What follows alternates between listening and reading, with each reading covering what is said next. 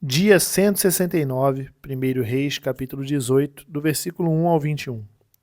Acabe contou a Jezabel tudo o que Elias havia feito e como havia matado todos os profetas à espada. Então Jezabel mandou um mensageiro a Elias para dizer-lhe: que os deuses me castiguem se amanhã, a estas horas, eu não tiver feito com a sua vida o mesmo que você fez com a vida de cada um deles. Elias ficou com medo, levantou-se e, para salvar a vida, se foi e chegou a Berseba, que pertence a Judá. E ali ele deixou seu servo.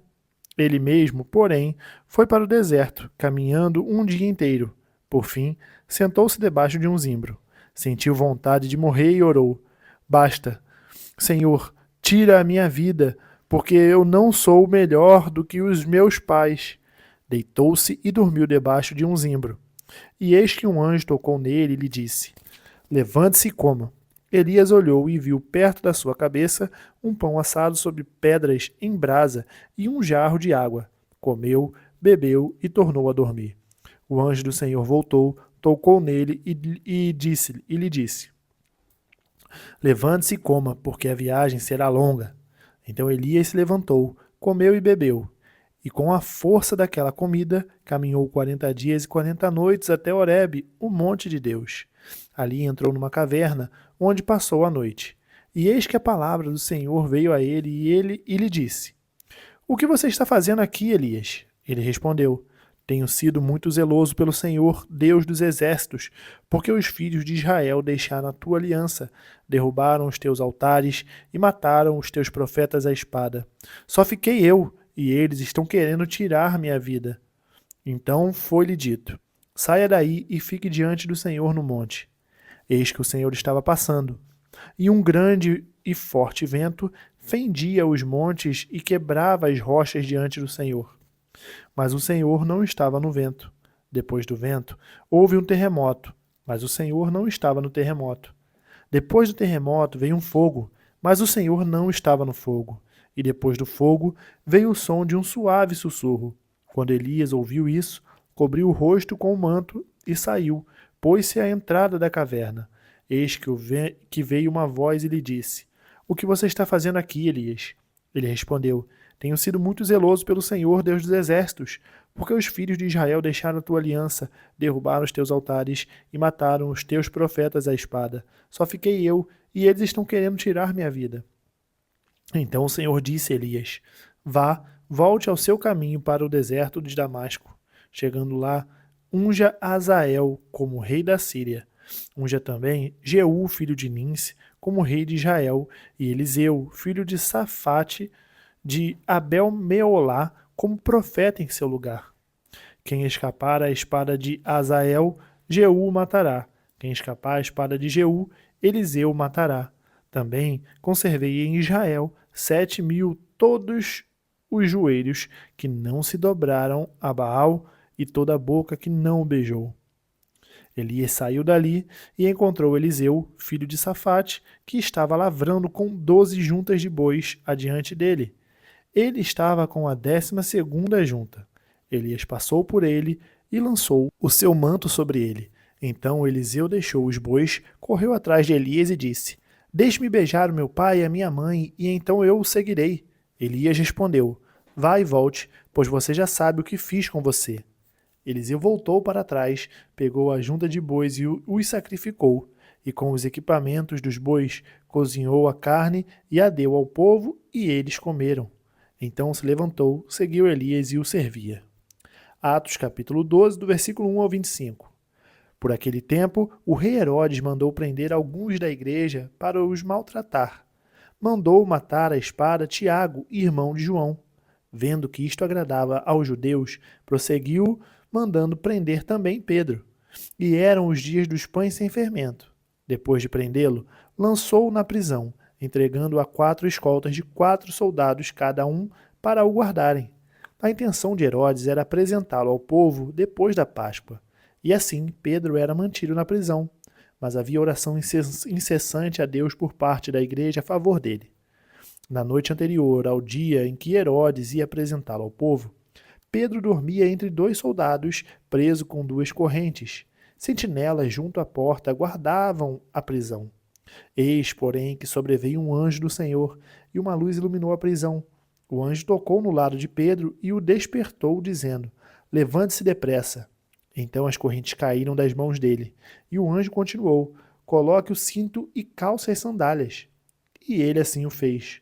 O anjo lhe disse mais: Põe a capa e siga-me. Então, saindo, Pedro o seguia, não sabendo que era real o que estava sendo feito pelo anjo. Ele pensava que era uma visão. Depois de terem passado a primeira e a segunda sentinela, chegaram ao portão de ferro que dava para a cidade, o qual se abriu automaticamente. E saindo, enveredaram por uma rua e logo adiante o anjo se afastou dele. Então Pedro, caindo em si, disse: Agora sei que de fato o Senhor enviou seu anjo e me livrou da mão de Herodes e de toda a expectativa do povo judeu. Ao se dar conta disso, Pedro resolveu ir à casa de Maria, mãe de João, também chamado Marcos, onde muitas pessoas estavam congregadas e oravam. Quando ele bateu à porta da frente, uma empregada chamada Rode foi ver quem era. Reconhecendo a voz de Pedro, ficou tão alegre que nem o fez entrar, mas voltou correndo para anunciar que Pedro estava à porta. Então os outros disseram: Você ficou louca? Ela, porém, persistia em afirmar que era verdade. Então disseram: É o anjo dele. Enquanto isso, Pedro continuava batendo. Quando abriram a porta, viram-no e ficaram admirados. Ele, porém, fazendo-lhe sinal com a mão para que se calassem, contou-lhes como o Senhor o tinha tirado da prisão e acrescentou: Anunciem isto a Tiago e aos irmãos. E saindo, foi para outro lugar. Quando amanheceu, houve grande alvoroço entre os soldados sobre o que teria acontecido com Pedro. Herodes, tendo procurado e não achado, submetendo as sentinelas a interrogatório, ordenou que se aplicasse a pena de morte. E descendo da Judéia para Cesareia, Herodes passou ali algum tempo. Havia uma séria divergência entre Herodes e os moradores de Tiro e de Sidom. Estes, porém, de comum acordo, se apresentaram a ele, e depois de obter o apoio de Blasto, que era assessor do rei, pediram paz, porque a terra deles recebia alimentos do país do rei. Em dia designado, Herodes, vestido de traje real, assentado no trono, dirigiu-lhes a palavra, e o povo gritava: É voz de um Deus e não de um homem. No mesmo instante, um anjo do Senhor feriu Herodes, por ele não haver dado glória a Deus, e comido de vermes morreu. Entretanto, a palavra de Deus crescia e se multiplicava. Barnabé e Saulo, cumprida a sua missão, voltaram de Jerusalém, trazendo consigo João, também chamado Marcos. Salmos capítulo 136, do versículo 1 ao 26. Deem graças ao Senhor, porque Ele é bom, porque a sua misericórdia dura para sempre. Deem graças ao Deus dos deuses, porque a sua misericórdia dura para sempre. Deem graças ao Senhor dos senhores, porque a sua misericórdia dura para sempre.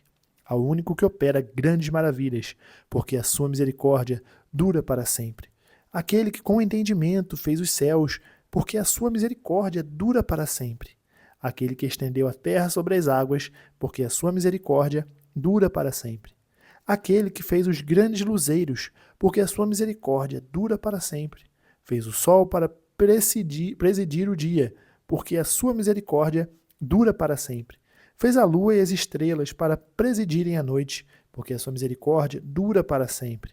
Aquele que matou os primogênitos do Egito, porque a sua misericórdia dura para sempre.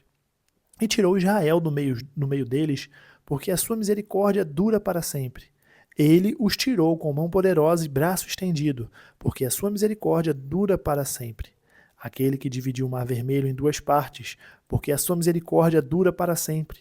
E fez Israel passar pelo meio dele, porque a sua misericórdia dura para sempre. Mas lançou o faraó e o seu exército no mar vermelho, porque a sua misericórdia dura para sempre. Aquele que conduziu o seu povo pelo deserto, porque a sua misericórdia dura para sempre. Aquele que matou reis poderosos, porque a sua misericórdia dura para sempre.